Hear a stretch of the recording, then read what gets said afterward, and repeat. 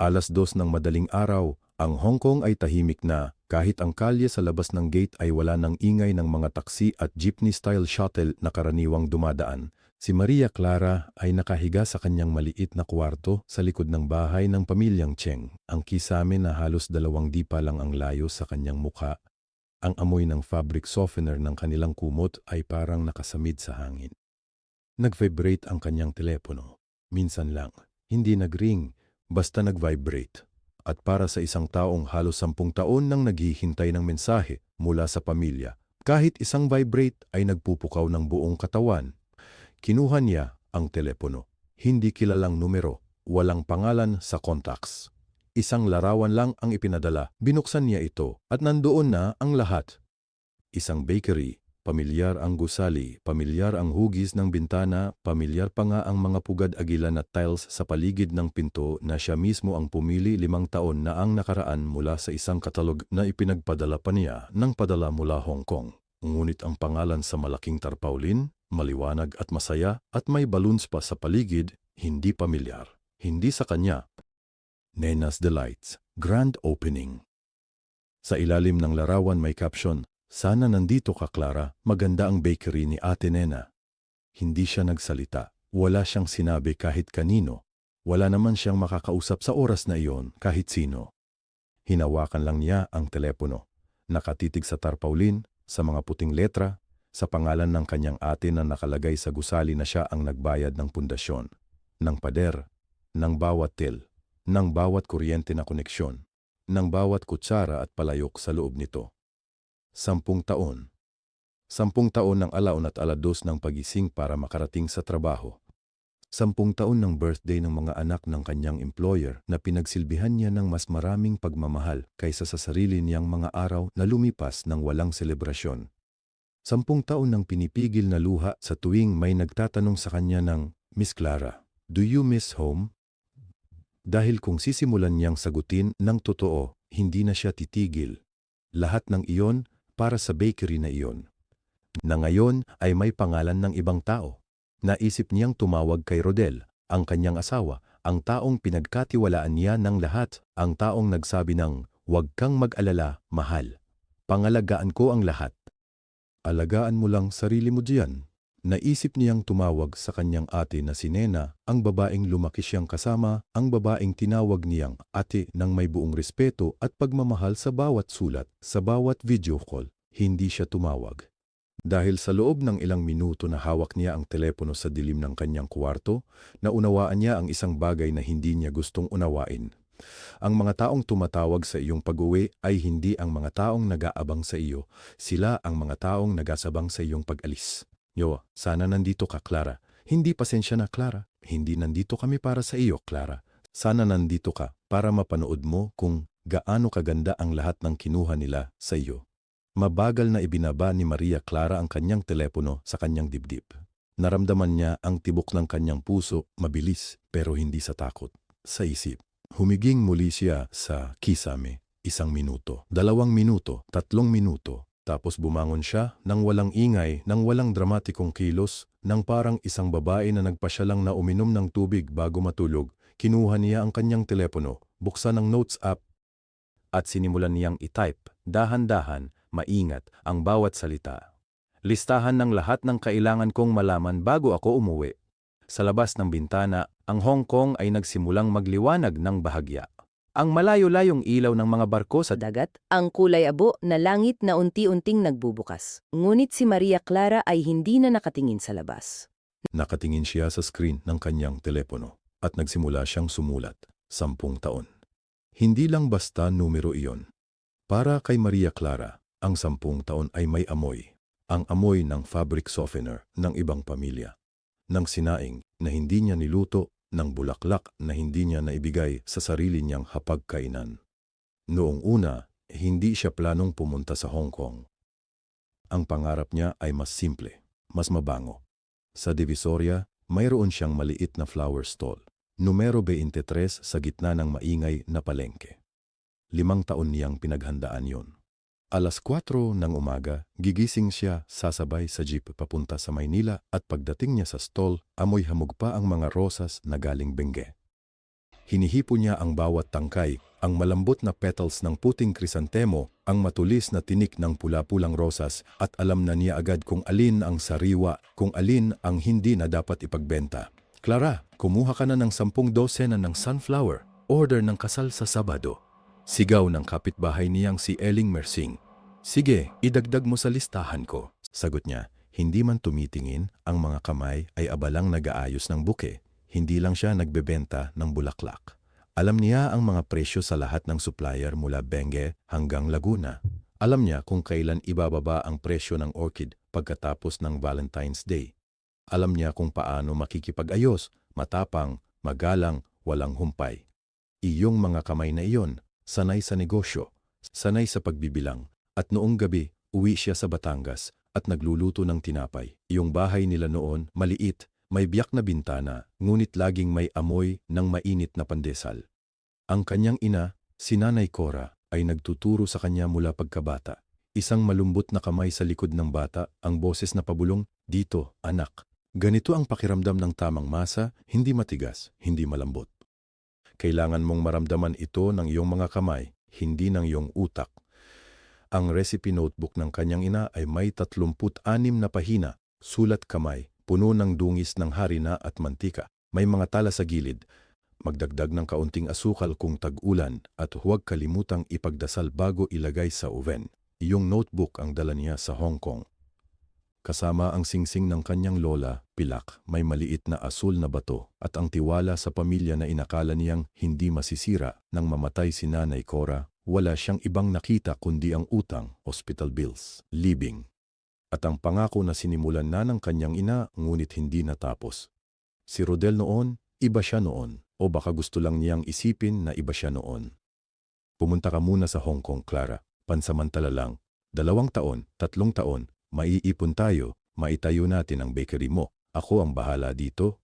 Hawak niya ang kamay ni Rodel sa airport. Ang departure lounge na puno ng iyak at placard at mga pamilyang nagpapaalam sa isa't isa. Amoy perfume at pagod ang hangin doon.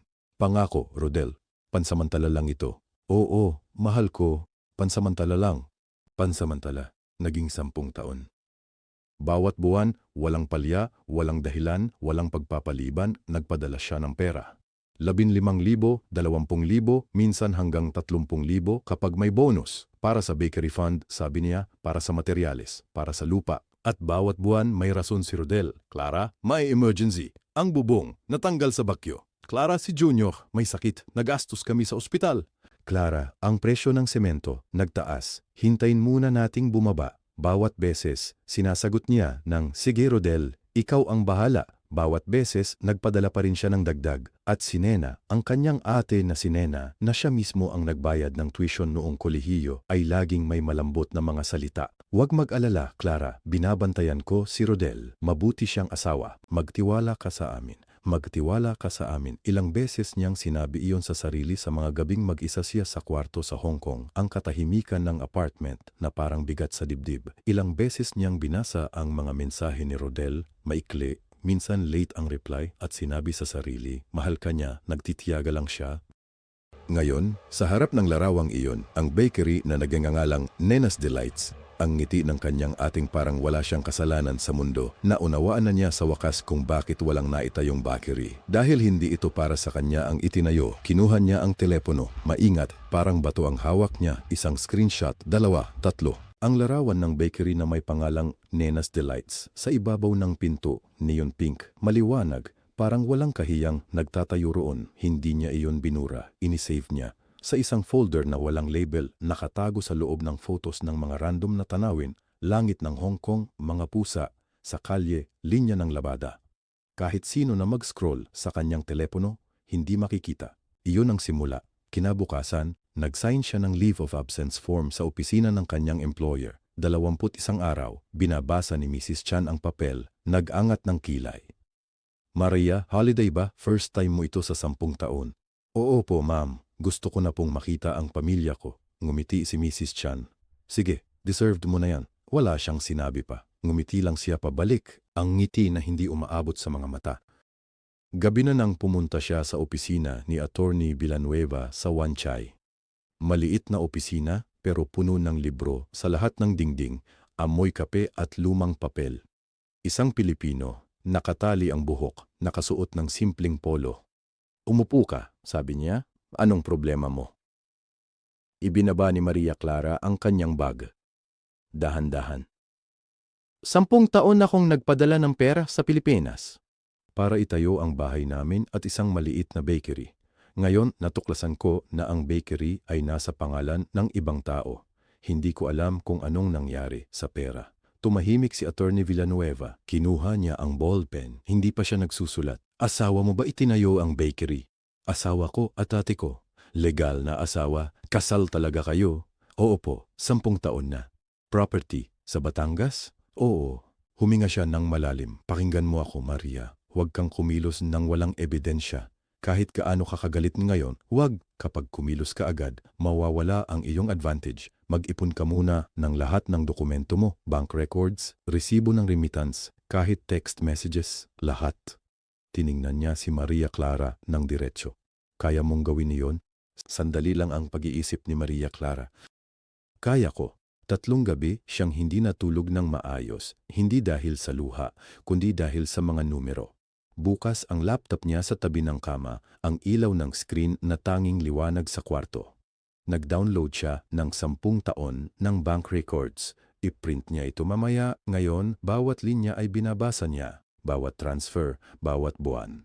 5 taon na 9,000, 3 taon na 10,000, 2 taon na 12,000. Mahigit 3 milyong piso. Ang kabuuang halaga ay sumama sa kanyang dibdib tulad ng mabigat na bato. Hindi siya umiyak. Kumuha siya ng papel at nagsimulang gumawa ng sariling talaan. Petsa, halaga, destinasyon. Kung may naibigay na confirmation number sa resibo, isulat. Lahat.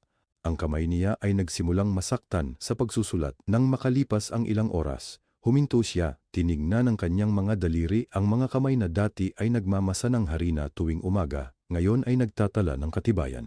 Nang matapos siya, 27 pahina ang naisulat niya sa maninipis na notebook. Malinaw ang sulat, walang nakalimutan. Sa araw ng kanyang lipad, 2.5 oras bago ang flight, tumayo siya sa may bintana ng airport. Tumingin sa labas, ang mga eroplano na papaalis, paparating, ang buhay na pumupunta't umaalis. Kumain siya ng isang tinapay mula sa isang maliliit na tindahan sa loob ng airport. Pandesal. Malambot, mainit pa, amoy luto. Ngumiti siya ng medyo lungkot. Sana malakas ang oven ng bakery na itatatayo niya. Sana maganda ang amoy ng tinapay sa umaga kapag bukas na ito. Maaga pa rin siyang mangarap. Nasa loob na siya ng eroplano, nakaupong tahimik ang kanyang bag sa sahig sa harap ng kanyang paa. Niyayakap niya ito ng mga paa, hindi pwedeng malayo. Naka-airplane mode ang telepono niya. 1 oras bago mag-land sa Maynila, binuksan niya ito ng saglit para i-check ang oras. At nakita niya ang notification, mensahe. Hindi sa kanya, kay Rodel. Lumabas ito sa kanyang lumang number na hindi pa niya pinal-off. Nakalink pa rin sa isang lumang app na di niya alam na bukas pa. Nabasa niya ang mensahe bago pa niya maiisip na huwag. Rots, kailan mo dadalhin si Clara dito sa shop? Gusto ko siyang makilala. Babae, hindi si Nena. Pinatay niya ang screen, dahan-dahan. Tiningnan niya ang bintana ng eroplano, ang ulap sa labas, puti at tahimik, parang walang alam sa kahit ano. Nang magland ang eroplano, ang una niyang ginawa ay buksan ang kanyang notebook. Idinagdag niya ang isang bagong linya sa talaan. Isang pangalan pa ang kailangang hanapin. Bumaba si Maria Clara sa jeepney ng 4:00 ng hapon.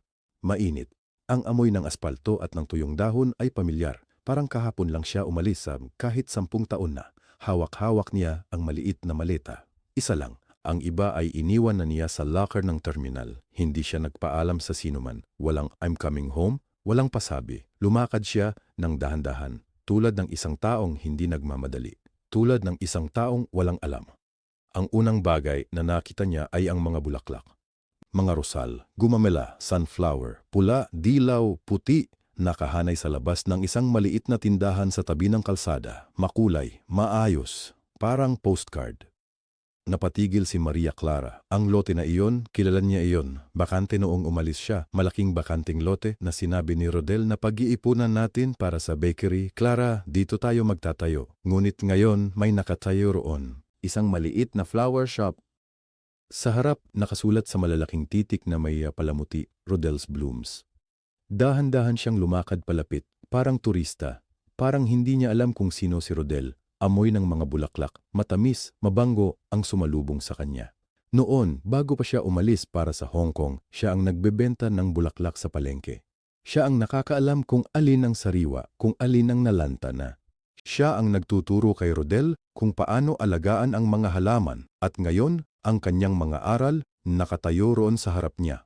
Sa pangalan ng ibang tao, hinangad niya ang kanyang cellphone. Dahan-dahan, parang nagse-selfie lang, nag-click siya, 1, 2, 3. Miss, gusto mo bang bumili ng bulaklak? Lumingon siya.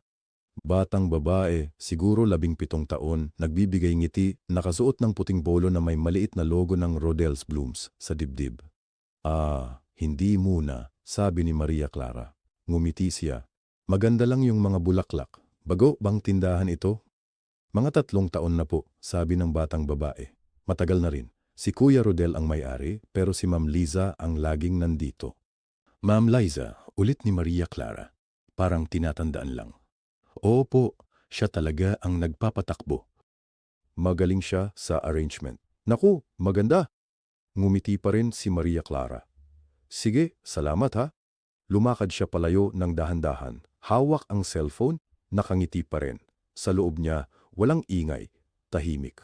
Parang ang lahat ng nararamdaman ay naghihintay pa, nakatayo sa likod ng isang pinto na hindi pa niya bubukas. Lisa.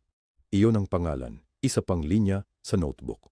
Lumiko siya sa susunod na kalsada at naroon ang bakery. Hindi niya kailangang hanapin pa. Agad niyang nakita ang signage, malaki, maliwanag, may curlicue na font na parang para sa isang magandang cafe. Nena's Delights, pasong aircon. Makikita mo sa bintana ang malamig na hangin na nagpapahiwatig ng sariwang tinapay. Ang amoy, kahit sa labas, ng freshly baked pandesal, ng cinnamon, ng kape. Iyon ang amoy ng kanyang pangarap. Sa loob ng tindahan, mga customer. Maayos ang pagkakasalansan ng mga tinapay sa display. Maayos ang mga mesa at upuan. Sa counter, isang babae, may gulang na kasing edad ni Nena, ang nagbibigay ng pagkain sa isang matandang lalaki. Hindi niya kinailangan pang tingnan ang pangalan sa apron ng babae. Kilala niya ang kilos ng ate niyang si Nena kahit sa layo. Kumuha ulit siya ng litrato. Ng signage, ng display window, ng menu na nakalagay sa labas. Isang bata, siguro 5 taon, ay lumabas ng bakery na hawak ang malaking ensaymada. Nagtaas ng tingin sa kanya at nagsabi, "Tita, masarap to," ngumiti si Maria Clara. Tunay na ngiti ngayon, kahit sandali lang. Oo ba? Swerte mo naman. Lumakad siya palayo bago pa niya makita si Nena na lumabas. Bumalibalik niya ang daanan. Parang nagliliwaliw lang. Parang bisita mula sa ibang lungsod. Sa kanto, may maliit na sari-sari store. Kilala niya iyon. Si Aling Lourdes ang may-ari noon. Suminyas siya ng tubig sa may counter at pumasok. Ilang tubig? Tanong ng isang babae sa loob, hindi si Aling Lourdes bata pa. Isa lang, sabi niya. Habang binabayaran niya, narinig niya ang 2 matandang babae sa sulok, nakaupo, may hawak na mainit na tsaa, nagtatawanan, nagkukwento. Ang klasikong eksena sa bawat sari-sari store sa bawat bayan ng Pilipinas. At narinig niya ang salita ni isa sa kanila, mahinahon, hindi nagtatago, parang normal lang na tsismis ng hapon. Kawawa naman yung asawa ni Rodel na nandoon sa Hong Kong, hindi niya alam na may iba na ang kanyang mister dito. Matagal na raw, sagot ng isa, 3 taon. O baka higit pa. At si Nena pa ang ate ng asawa, alam niya pero wala siyang sinasabi. Kumalabit ang baso ng tubig sa kamay ni Maria Clara. Dahan-dahan siyang lumunok, ngumiti siya sa batang babae sa counter. Salamat, sabi niya, lumabas siya, tahimik. Tuwid ang likod. Ang init ng hapon ay dumampi sa kanyang mukha. Sa kanyang bulsa, ang cellphone, may mga litrato na. Sa kanyang isipan ang mga pangalan Rodel, Nena, Liza at 3 taon o higit pa. Hindi siya huminto, hindi siya lumingon. Lumakad siya patungo sa direksyon ng kanilang lumang bahay ngayon para lang tingnan kung anong bago pa ang naghihintay doon. Huminto si Maria Clara sa dulo ng kalsada. Ang bahay nila, ang bahay na pinaghandaan niya ng 10 taon, ay nakatayo pa rin doon. Pero may bago. May bagong gate, wrought iron, may scroll design sa gitna. Mahal na mahal ang ganyan. Hinawakan niya ang poste sa tabi ng daan, Malamig ang bakal kahit mainit ang hapon. Nagtayo siya doon ng ilang minuto, hindi pumasok, nagmasid lang. May lumabas na babae mula sa gate, hindi si Nena, hindi si Rodel. Kasambahay. Bata, nakasuot ng pale pink na uniform, nagdadala ng basura sa labas. Naisip ni Maria Clara, may kasambahay na sila ngayon. Sa loob ng 10 taon wala silang kasambahay. Siya lang ang kasambahay ng kanilang pamilya, kahit nasa Hong Kong siya. Lumayo siya bago makita ng batang kasambahay. Gabi nang bumalik siya sa pension house. Maliit ang kuwarto, isang kama, isang bintana, isang pamaypay sa kisame, amoy ng lumang kahoy at fabric conditioner. Hindi masamang amoy, pamilyar, parang bahay ng lola nila dati. Inilabas niya ang cellphone, tiningnan ang mga larawang kinuha niya kanina, si Rodel, si Lovely, ang flower shop, ang pangalan sa tarp, Lovely Blooms, Events and Weddings. Ang pangalan mismo, Lovely Blooms, hindi man lang tinago. Pinindot niya ang screen para palakihin ang larawan. Nakangiti si Lovely, hawak-hawak ang shoulder bag ni Rodel. Natural ang ngiti, hindi awkward. Parang dati na nila ginagawa ito. 1 taon, 2 taon o mas matagal pa. Ibinaba niya ang cellphone. Humingi ng tubig sa ref. Wala. Lumabas siya ng kuwarto para bumili ng bote sa labas ng pension house. Mainit ang gabi. Ang mga ilaw ng bayan ay kumikinang sa malayo. Tumutugtog ang video kaysa isang bahay. Harana, lumang kanta, familiar na familiar. Laking Batangas, si Maria Clara. Lahat ng kanta ng probinsya naaalala niya. Lumunok siya ng malamig na tubig. Bumalik sa kuwarto. Kinabukasan, maaga siyang nagising. Ang bakery ay bukas na nang mag-alas 7 ng umaga. Nena's Delights, ang letrang orange sa puting background. Malaki, maliwanag. Pumasok si Maria Clara na nakasimple lang. Jeans, puting blusa, tsinelas, walang makeup, buhok na kabun. Katulad ng dating siya bago pa siya umalis sa Pilipinas. Amoy ng mainit na tinapay at kape, nasabunutan siya nito. Hindi niya inakala na makakaramdam siya ng ganito. Para siyang binato ng napakaraming alaala ng sabay-sabay. Ang mga recipe na sinulat niya sa isang notebook, ang mga pagkakataong nag-usap sila ni Nena tungkol sa kanilang pangarap. Maganda ang bakery, ano? Tayo ang mag-aari nito, Clara, tayong dalawa. Mga salitang binubuo niya sa isipan para hindi maiyak dito sa loob. May customer na isa pa sa harap niya. Lumakad siya patungo sa counter. Isang matandang lalaki ang naglilingkod, hindi niya kilala. Maaari ba akong umorder ng pandesal at kape? Sandali lang po, ate. Umupo siya sa isang mesa sa tabi ng bintana. Mula doon, makikita niya ang lahat. Ang counter, ang cash register, ang malalaking bulletin board sa dingding, mga supplier receipts, mga order forms, isang business permit sa loob ng frame. Nena's Delights, sole proprietor, Nena Reyes Domingo, ang apelido ng asawa ni Nena. Sa pangalan ng negosyo na dapat ay pareho nilang pinaghandaan, Clara, lumingon siya. Si Nena, ang kanyang ate, ay lumabas mula sa kusina.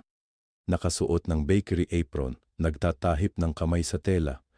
Ang mukha niya, may ekspresyon doon na hindi agad matukoy ni Maria Clara. Hindi tuwa. Hindi halong gulat at saya. Gulat, oo, pero may halong ibang bagay. Uy, bigla ka namang dumating? Bakit hindi ka nagpaalam? Ngumiti si Maria Clara. Dahan-dahan. Gusto ko lang kumain ng tinapay, ate. Napahinto si Nena. 1 segundo. 2. Sige, umupo ka na. Libre ka na ha. Hindi na kailangan, ate. Magbabayad naman ako. Wag naman, ikaw pa. Bayad talaga ako, ate. May katahimikan sa pagitan nila. Ang matandang lalaki sa counter ay naglalagay ng kape sa tasa, hindi nakatingin sa kanila. Umupo muli si Maria Clara. Kumain siya ng dahan-dahan. Mainit ang pandesal. Masarap, dapat niyang aminin. Ang recipe, kilala niya, kasi siya ang sumulat nito. Bawat kagat, tumingin siya sa paligid. Ang cash register, modelo na hindi niya binili. Ang refrigerator case para sa mga cake, bago, malaki. Ang mga muebles, ang mga upuan, ang mga kulay ng dingding. Lahat ay gumagamit ng kanyang pinaghirapang pera. Wala siyang makitang kahit isang bagay na pinagsama-samang dati nila maliban sa recipe ng pandesal. Nag-excuse siya para sa CR. Nasa likod ng bakery ang CR. Maliit, malinis, amoy ng pine-disinfectant. Naghugas siya ng kamay. Nang hugas na siya, tiningnan niya ang basurahan sa tabi ng lababo. Isang tinapon na papel, kajipunit na durog, pero hindi ganap na nasira. Kinuha niya ito ng maingat. Fragment, kalahati ng isang dokumento. Mga salita na kilala niya ang format. Pamilyar sa kanya ang ganitong papel. Deed of sale, 2 salita lang ang makita niya sa punit na bahagi, pero sapat na. Nena Reyes Domingo, at sa ibaba, ang address, ang lote. Ang lote na binili ng kanyang pera sa Hong Kong bago pa man siya umalis na nakatala sa pangalan ng kanilang pamilya. Ang lote na dapat ay sa kanya. Tumayo si Maria Clara ng tuwid. Hinawakan ang papel ng maingat. Dinig niya ang tawa ni Nena mula sa labas, may sinasagot sa telepono, maingay, masaya. Inilabas niya ang cellphone. Kinuha ang litrato ng papel, maingat, maliwanag, lahat ng letra na makikita. Isinukbit niya ang papel sa loob ng kanyang bulsa. Labasan siya ng sailor ng kalmado. Tahimik, katulad ng pumasok siya. Ngumiti siya kay Nena bago lumabas. Masarap ang pandesal, ate, salamat. At bago pa makasagot si Nena, narinig niya ito. Ang ingay ng isang sasakyan sa labas. Pamilyar na boses, isang pangalan. Nena, nandito na si Sir Rodel. May kasama. Huminto ang puso ni Maria Clara. May kasama. 2 salita lamang. Ngunit para sa kanya, parang biglang tumigil ang lahat. Ang hangin, ang ingay ng kalye, ang amoy ng mainit na pandesal. Hindi siya lumabas agad. Tumigil siya sa pintuan ng bakery, isang hakbang lamang ang layo, at dinirinig. Narinig niya ang boses ni Rodel, malakas, masaya. Nena, nandito na kami. May dalang merienda si Lovely. Lovely. Ang pangalang yon. Sabi-sabi lang niya noon sa sarili niya, posibleng mali. Posibleng hindi totoo. Ngayon narinig niya mismo. Lumabas siya sa tabi ng pinto sa gilid kung saan hindi siya agad makikita. Mula doon, tumingin siya. Si Rodel, ang kanyang asawa, matangkad pa piya, ngumingiti. Hawak ang isang paper bag na may logo ng isang cake shop sa lipa at sa tabi niya isang babae, bata, marahil mid-20s, suot ang pastel na blusa, may kasamang maliit na bouquet ng lemongrass at white daisies gawa sa kanilang flower shop. Nagbigay ng bouquet si Lovely kay Nena. Para sa inyo, Ate Nena. Congratulations sa bagong delivery van. Tumawa si Nena. Ay nako, hindi na kailangan. Tumawa rin si Rodel. Sige na, tinanggap mo na. Nanginig ang kamay ni Maria Clara. Hindi galit, hindi iyak. Kinuha niya ang cellphone. Pinindot ang kamera. Isang larawan. 2, 3. Rodel, Lovely, Nena. Magkasama sa harap ng bakery na may pangalang Nena's Delights sa itaas. Isinukbit niya ang phone. Lumakad papalayo, dahan-dahan, tahimik, bago pa man siya makita ng sinuman. Sa gabi ng 3 araw, pumunta siya sa Register of Deeds, isang matandang gusali sa gitna ng bayan. Mabangong kahoy at lumang papel ang amoy sa loob. Ang uri ng amoy na nagsasabi na ang mga bagay dito ay permanente, opisyal, tapos na. Humingi siya ng certified copy ng titulo ng lote, ang lote na pinagtatayuan ng kanilang bahay. Ang clerk ay tahimik na nagsuri, nagbalik pagkatapos ng 10 minuto. Ma'am, ito po, binasa niya ang titulo. Transfer of title, 3 taon na ang nakalipas. Pangalan, Nena Santos Flores. Humingi siya ng kopya ng Special Power of Attorney. Nandoon ang kanyang pangalan, Maria Clara Reyes, may petsa, may notaryo, at may pirma. Pinag-aralan niya ang pirma. Ang kanyang sariling pangalan, ngunit hindi niya ito isinulat. Alam niya iyon, katulad ng alam ng isang baker kung aling tinapay ang gawa niya at aling gawa ng iba, may sariling kamay ang bawat tao, may sariling kilos. Iyon ay hindi siya. Isinulat niya sa notebook, spie, peke, kailangang patunayan. Sa 5 araw, natagpuan niya ang graphologist. Si Mang Ernesto, isang retired na guro na nag-aral ng handwriting analysis sa Maynila noon, ngayon ay tumutulong sa ilang kaso sa bayan. Maliit ang opisina niya, puno ng libro, may isang malaking magnifying glass sa mesa. Ibinigay niya ang kopya ng SPRI at 3 halimbawa ng tunay niyang pirma mula sa lumang dokumento ng passport, sa remittance records, sa isang lumang sulat. Nag-aral si Mang Ernesto ng matagal, walang imik. Ma'am, sabi niya sa wakas, ang presyo ng panulat, iba. Ang liko ng letra C, iba. Ang pagkakakonekta ng R at E, iba. Tumingin siya sa kanya. Hindi ito ang iyong pirma. Nagsulat si Maria Clara sa notebook. Graphologist, kinumpirma, peke ang pirma. May saksi. Sa 6 na araw, bumalik siya sa bangko. Si Manager Gomez, Nakilala niya ito noon bago pa man siya umalis ng bansa. Matandang lalaki, seryoso, tapat. Clara, sabi nito nang makita siya, akala ko nasa Hong Kong ka pa. Nakabalik na po ako, hindi pa alam ng lahat.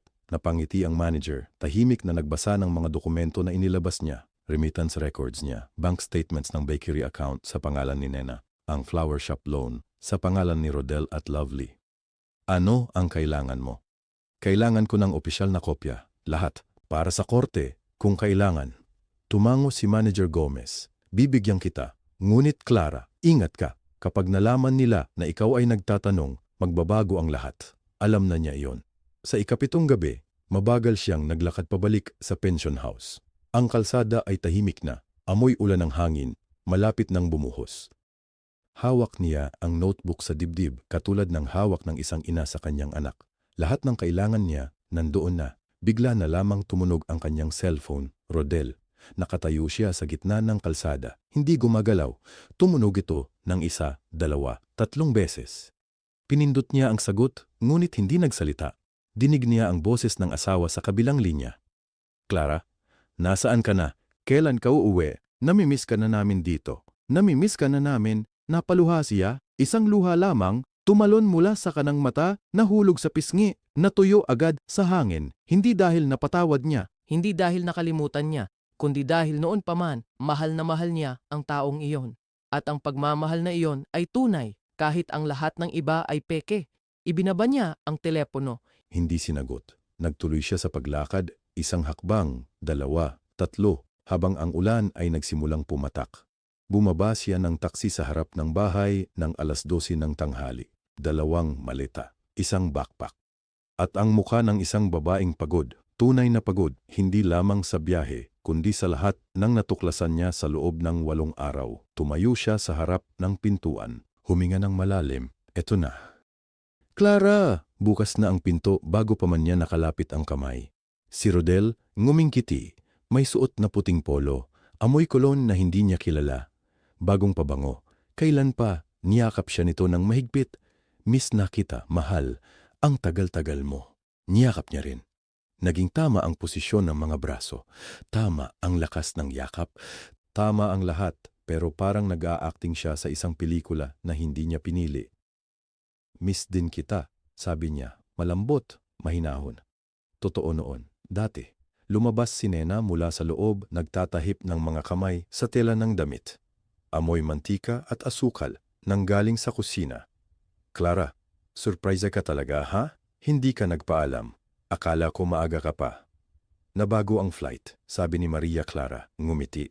Sorry ate, hindi na ko nakaabot ng tawag. Ay, okay lang. Halika, halika, pagod ka siguro. Pumasok siya, at doon niya nakita ang bahay. Ang dingding, ang sahig, ang kisame, lahat ay alam niya, pero lahat ng nasa loob, bago. Malaking smart TV na nakalapat sa dingding, mas malaki pa kaysa sa bintana. Bagong sofa, kulay gray, malambot, mahal ang hitsura. Bagong ref sa sulok, mataas, 2 pinto, may ice dispenser. Inisip niya ang mga resibo. Ang mga numero, ang mga pangalan sa mga dokumento, ngumiti siya. Ay, sabi niya lamang, nagbago. O, di ba? Masaya si Nena, ikinukumpara ang bagong sofa. Pinaganda namin para sa'yo, Clara. Surprise! Deserved mo ito. Pagod ka na sa ibang bansa. Dapat maayos ang uwian mo dito. Umupo si Maria Clara sa bagong sofa. Malambot. Mahal nga. Halos 200,000 piso ang timbang ng upuan na iyon kung susukatin sa kanyang mga buwan ng trabaho. Salamat, ate, sabi niya. Napagod lang talaga ako sa biyahe. Kumain ka muna. Nagluto ako ng sinigang, paboritong-paborito mo. Mamaya na. Pahinga muna ako sandali. Okay lang. Tumingin sa kanya si Rodel. May pag-aalala sa mukha. O baka pagtataka, hindi siya sigurado. Sige, mahal. Magpahinga ka. Nandito na tayo. Okay na lahat. Okay na lahat. Napapikit si Maria Clara ng 1 segundo. Nagpunta siya sa kwarto, inilapag ang maleta. Humingang malalim ulit. Ang kwarto rin may bagong kurtina. Puti at ginto, maayos na nakakabit. Hindi niya ito pinili. Hindi niya ito binili. Pero nakabit ito sa kanyang bintana, sa kanyang kwarto, sa kanyang bahay. Humiga siya sa kama. Nakinig sa ingay ng kusina, si Nena, nagkukuha ng pinggan, kumakanta ng pababa-pababa ng boses. Nakinig sa boses ni Rodel sa sala, may kausap sa telepono, mababa ang tono. Hindi na niya sinubukan pang marinig ang mga salita. Hindi na kailangan. Hinintay niyang lumipas ang gabi ng dahan-dahan. Kumain siya ng sinigang. Masarap, oo, lagi namang marunong magluto si Nena. Tumawa sa mga kwento ni Rodel tungkol sa barangay. Ngumiti nang itanong ng ate kung gusto niyang pumunta sa bakery bukas. Sige, ate, gustong-gusto ko. Diyos ko, gustong-gusto ko talaga. Nang matulog na si Rodel, malalim, tahimik, mabigat ang hinga, binuksan niya ang kanyang telepono ng dahan-dahan. Nagpadala siya ng mensahe kay Attorney Villanueva. Ready na ako. Mayroon na akong lahat. Hinintay niya. 1 minuto, 2, 5. Tumugon ang abogado. Meron akong kakilala sa Batangas, si Attorney Domingo. Siya ang mag-aasikaso. At Clara, may isa pa akong natuklasan sa mga dokumento na ipinadala mo. Mas malala pa ito. Nanatili siyang nakahiga. Hindi kumibo. Sa tabi niya, humihinga ng dahan-dahan si Rodel. Mas malala pa ito. Ano pa ang hindi niya alam? 9:09 ng umaga. Ang coffee shop sa gitna ng bayan, maliit, maingay, amoy ground coffee at toasted bread. Hindi mahal. Hindi sikat, perpekto para sa isang usapang hindi dapat marinig ng sinuman. Nakaupo si Maria Clara sa sulok, likod sa pinto. Bago pa dumating si Attorney Domingo, nandoon na siya, isang tasa ng Amerikano sa harap niya, mga kamay nakapatong sa mesa ng tahimik. Hindi siya nerbiyoso. Kinatutulog na niya ang nerbiyoso ng maraming taon na ang nakakaraan. Clara, isang lalaki, mga 50 taon, salamin ang suot, polo shirt na puti ang lumapit. Maingat ang hakbang, maingat ang tingin. Attorney Domingo, sabi niya. Oo, umupo siya. Naglagay ng payat na folder sa mesa. Nagkausap na kami ni Attorney Villanueva, ikinuwento niya ang lahat. Ano pa ang hindi ko alam? Tanong niya agad. Walang pag-aalangan, walang panimula. Gusto niya ng katotohanan, lahat ng katotohanan. Hinipan ng abogado ang mainit na kape. Sandali siyang tumigil. Clara, gusto ko munang itanong, handa ka na ba talaga? 10 taon na akong naghanda, attorney. Ibinuka ng abogado ang folder. Bukod sa bakery at sa flower shop, mayroong isa pa. Itinuro niya ang isang papel. Kinuha ni Rodel ang isang life insurance policy sa iyong pangalan. Ikaw ang insured. Nanatiling tahimik si Maria Clara. Ang beneficiary, patuloy ng abogado, ay si Lovely. 1 segundo, 2. Hindi tumibok ang kanyang mukha, pero sa ilalim ng mesa, pinigilan niya ang kanyang mga daliri mula sa pag-alog. Kailan kinuha? 3 taon na ang nakakaraan habang ikaw ay nasa Hong Kong. Ginamit ang iyong signature. Peke, nakuha namin ang kopya ng policy. Makiikumpara sa mga dokumento mo. May isa pa, sabi ng abogado pagkatapos ng sandali. Naghintay si Maria Clara. May maliit na apartment sa Lipa City. Binili ni Rodel at ni Lovely. 6 na buwan na ang nakakaraan. Ngunit hindi sila nagbayad ng cash. Itinuro niya ang isa pang dokumento. Kumuha sila ng loan. Anong collateral? Tumingala si Attorney Domingo. Ang bahay na sa iyo, Clara. Ngayon, naramdaman niya ito. Hindi sakit, hindi galit.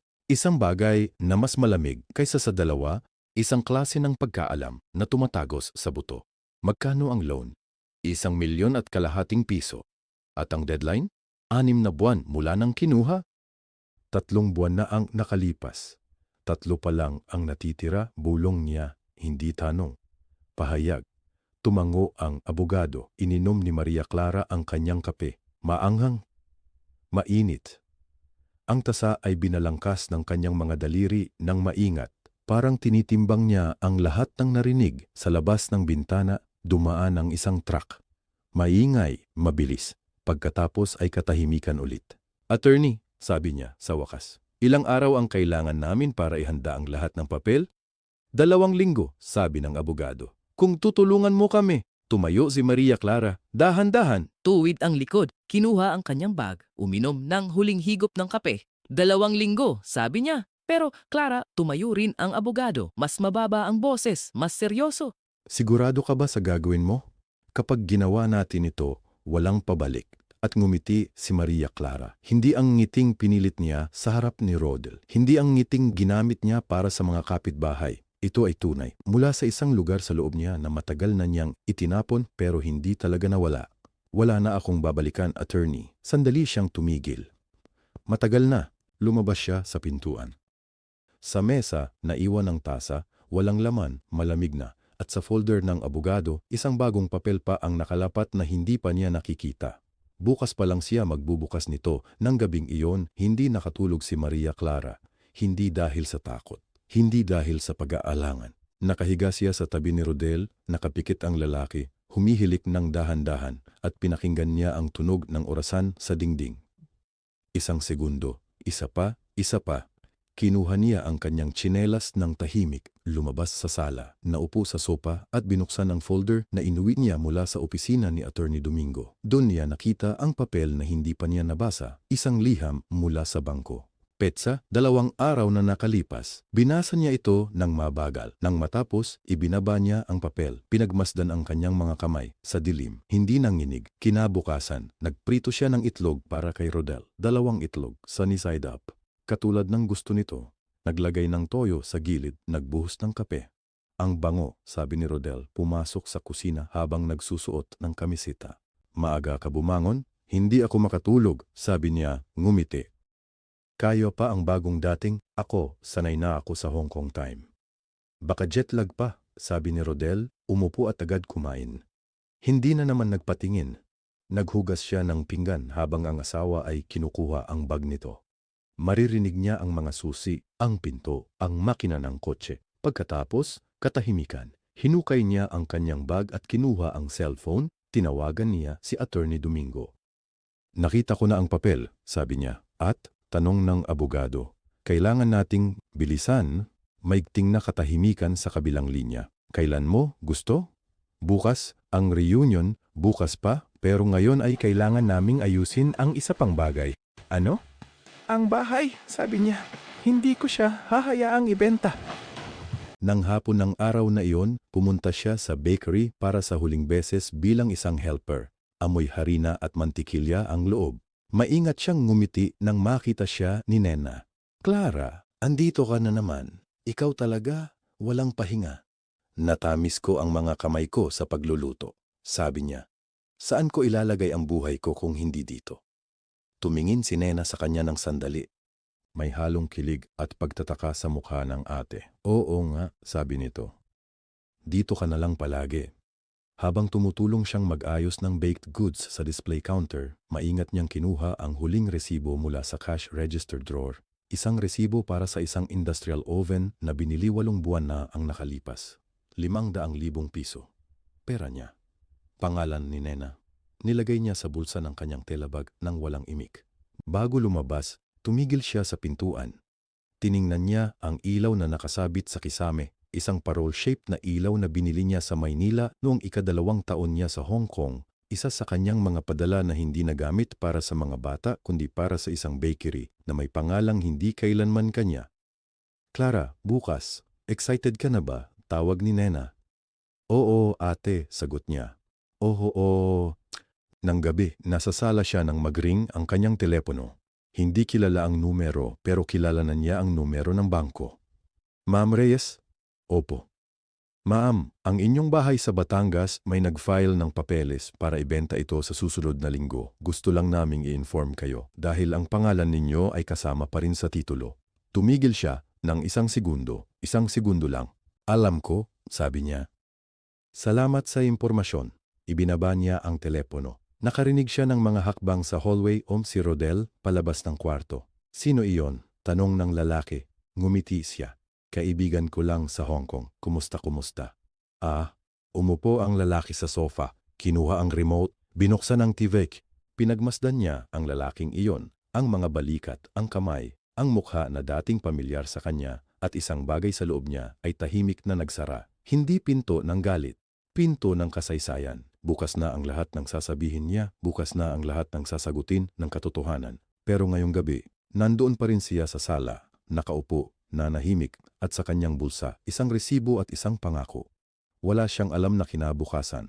Isang mensahe ang papasok sa kanyang telepono, hindi mula sa bangko, hindi mula sa abogado, mula sa isang numero na hindi niya kilala. Maliwanag na ang umaga ng Sabado nang dumating si Maria Clara sa Nena's Delights. Amoy kape at mainit na pandesal ang hangin. Maririnig ang tawanan ng mga bata sa labas, ang ingay ng mga upuan na inilalipat, ang boses ni Rodel na nagbibigay ng tagubilin sa isa sa mga katulong. Simpleng damit siya, puting blusa, maong na palda. Walang alahas maliban sa isa, ang singsing ng kanyang lola, pilak at munting bato ng pula na ngayon ay nakasuot sa kanyang kanang hintuturo. Dahan-dahan siyang pumasok, agad siyang napansin ni Rodel. Lumayo siya sa grupo, ngumiti, ang ngiting iyon, sikat, maluwag, ang ngiting akala niya noon ay para sa kanya. Nandito ka na, akala ko baka mahuli ka pa. Hindi naman, sabi ni Maria Clara. Maaga pa ako. Tumango si Rodel, tapos bigla siyang huminto. Ang mga mata niya ay napunta sa kamay ni Maria Clara. Bakit mo suot ang singsing ni Lola? Sandali siyang nanahimik. Pinagmasdan niya ang singsing. Maliit, matanda na, ngunit buo pa rin. Para maalala ko kung sino ako, sabi niya. Tahimik. Tuwid ang tingin, nag-iwas ng tingin si Rodel. Ah, sige, halika. Maraming tao na, excited silang makita ka. Lumakad siya papunta sa mga tao. Ngumiti si Maria Clara, ngunit hindi siya sumunod agad. Nanatili siya sa pintuan ng ilang segundo, huminga ng malalim. 2 oras pa lang. 2 oras na lang. Puno ang bakery. Mga pinsan, mga tiyahin, mga kapitbahay na kilala niya mula bata pa. May nakahanda ring maliit na entablado, tabla at tela, at isang mikropono na nakatayo sa gitna.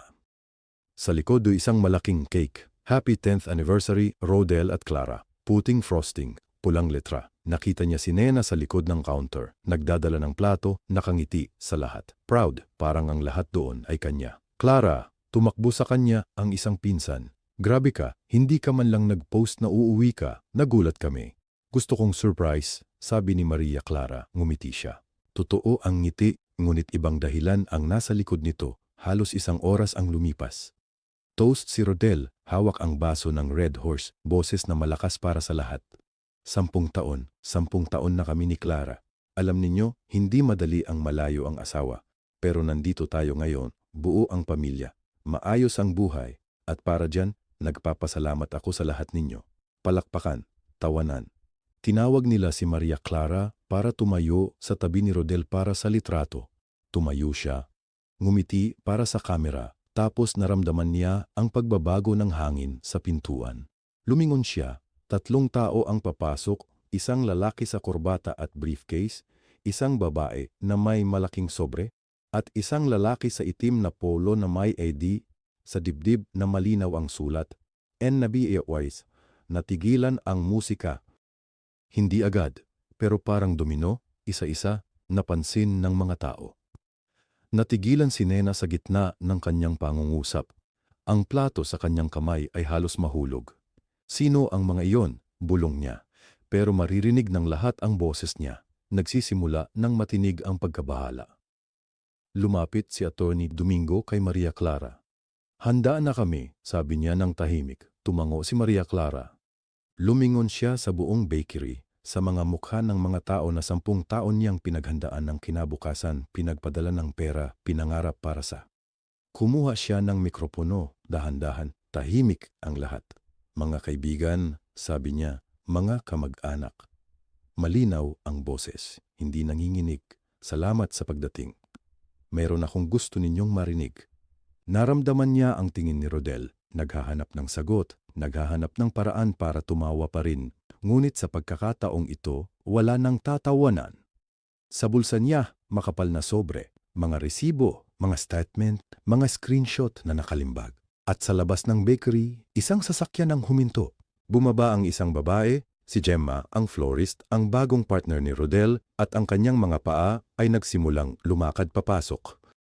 Hindi niya alam na lahat sila ay naghihintay na sa kanya. Pumasok si Gemma sa bakery nang tila walang alam.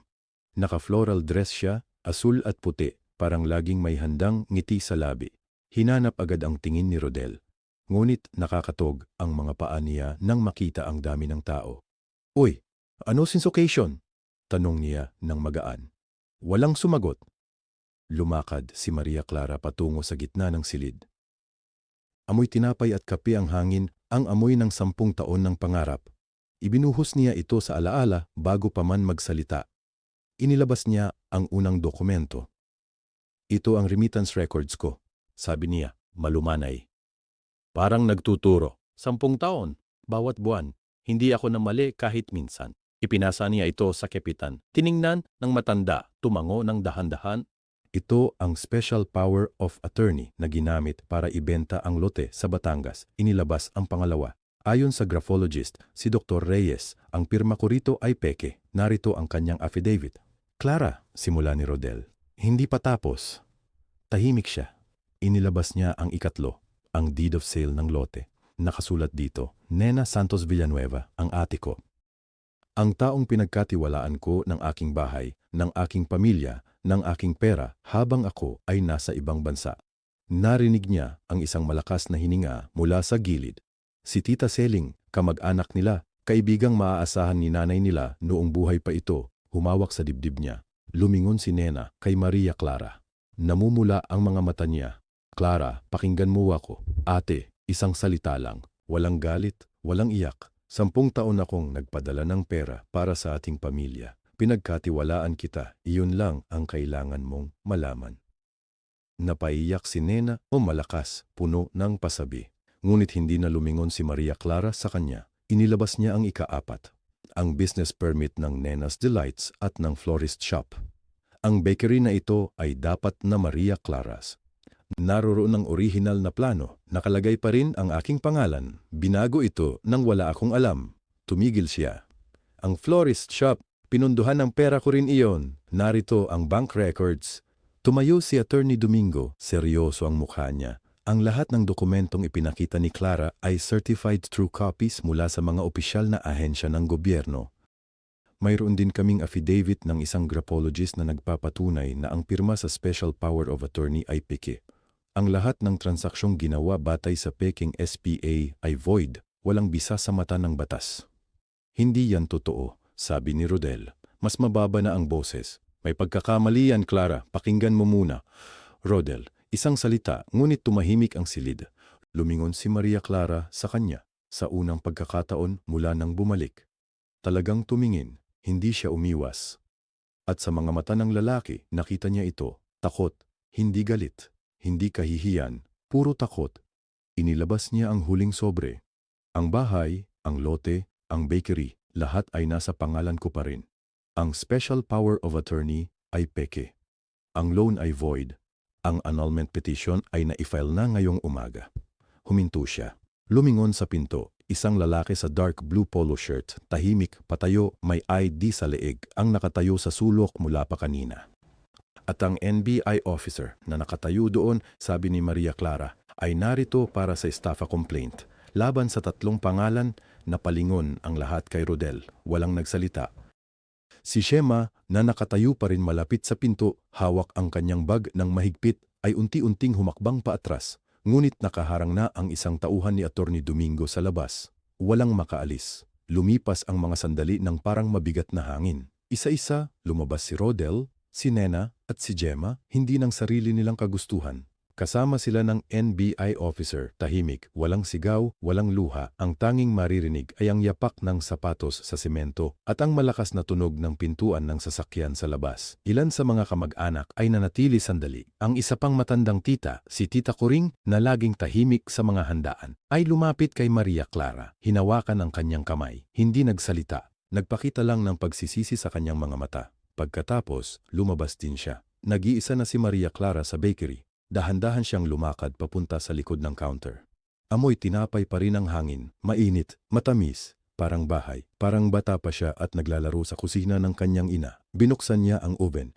Kinuha niya mula sa kanyang bag ang lumang notebook, gawa sa kayumangging balat. May mga sulat kamay na pula at asul.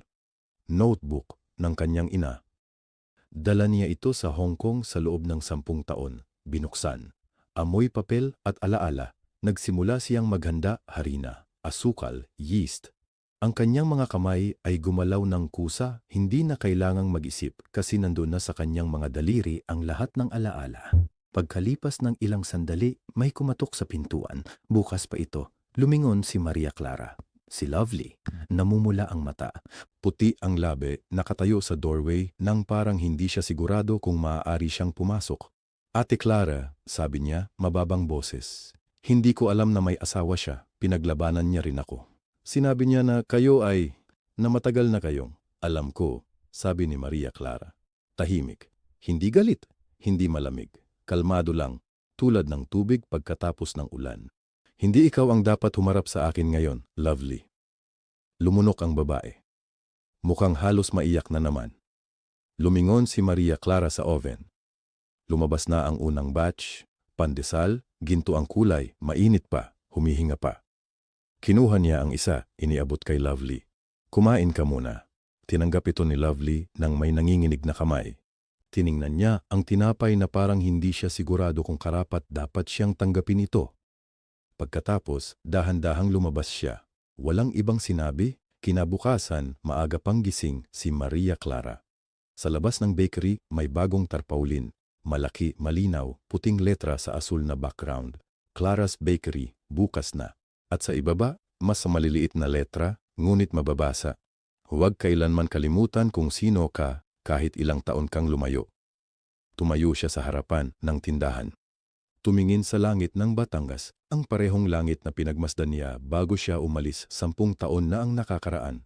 Asul, malinis, walang ulap, hindi siya umiyak, hindi siya galit, libre na siya. At sa kanyang mga kamay, ang mga kamay na sanay sa bulaklak at tinapay, sa paglikha at pagmamahal, naramdaman niya sa wakas ang timbang ng kanyang sariling buhay, ibinabalik sa kanya, buo, malinis, kanya.